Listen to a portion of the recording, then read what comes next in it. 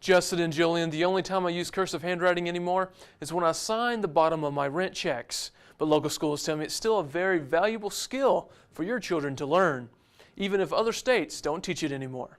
Inside Tatum Primary School, students still learn how to make the loops and slants of cursive letters, but they are not learning it the same way you did. Tatum students learn how to pen their words using a tablet to form their letters. Tatum ISD Superintendent Dr. D. Hart says the goal is to teach kids how to communicate effectively. Really the skill that we want kids to learn is how to communicate and express themselves, and there are multiple tools to do that, and one of them for sure is cursive writing. Schools around the nation have traded in the elegance of cursive letter F's and T's in favor of these.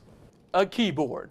45 states have adopted the Common Core State Standards, a guideline of what students are expected to learn in school. But the guidelines don't address cursive handwriting, only keyboarding skills. The state of Texas is one of a few states that have not adopted these standards. Instead, Texas schools follow standards in the Texas Essential Knowledge and Skills Requirements, better known as TEKS. Dr. Kathy Stevens heads the Department of Education at LaTourneau University. She says the TEKS is very clear on the teaching of cursive handwriting. Beginning in kindergarten, we begin to teach children how to write legibly.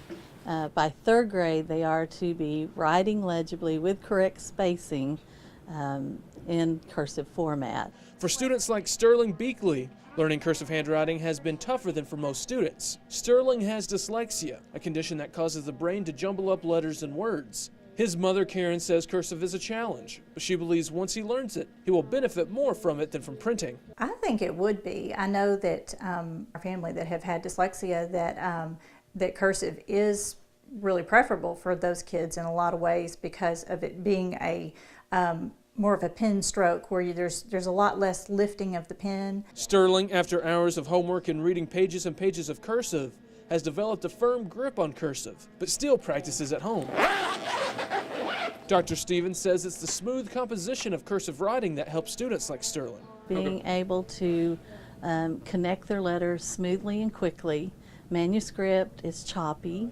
We form each letter separately, whereas in cursive, you see the letters as being formed as part of a word, and you connect them very smoothly. Loop back. In Kat Morgan's third grade class, students spend 3 days a week learning cursive. She says in Longview ISD it's always been a part of the curriculum, and she doesn't see that changing. I think pen and paper is probably one of the easiest toys you can get your kid.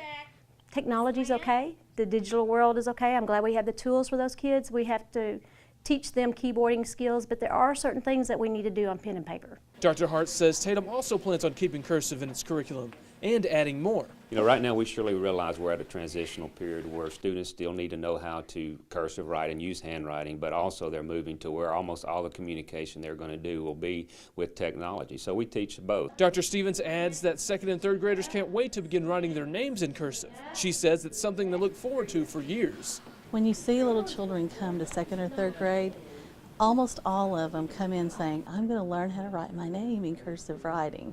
So for children, it still holds some importance. And for Sterling, he just wants to be able to read his history. I think it's something that they should use a lot because that's what the Declaration of Independence was wrote on. You know, they all wrote that all in cursive.